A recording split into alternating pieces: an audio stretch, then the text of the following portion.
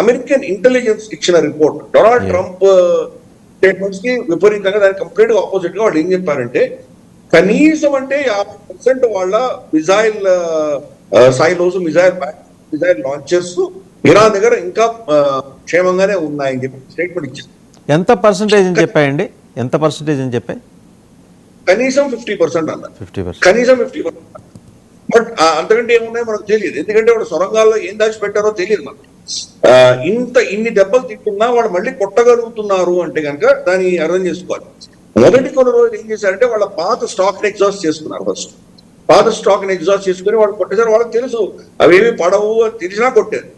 వాటిని కౌంటర్ చేయడానికి వీళ్ళ యాంటీ మిజైల్ బ్యాటరీస్ అన్ని ఖర్చు చేస్తున్నారు. ఇప్పుడు తీస్తున్నారు, ఒకటి బయటికి తీస్తున్నారు.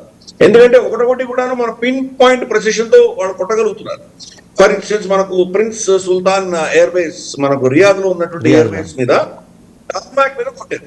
ఏ వ్యాక్సిన్ కొట్టారు, తర్వాత ఒక ఏంటి వీళ్ళ మిడేర్ రీఫ్రెన్స్ కొట్టారు, తర్వాత F-15 పైలట్ ఎవరైతే రెస్క్యూ చేశారో ఆ F-15 కొట్టారు, F-35 కొట్టారు, హెలికాప్టర్లు కొట్టారు.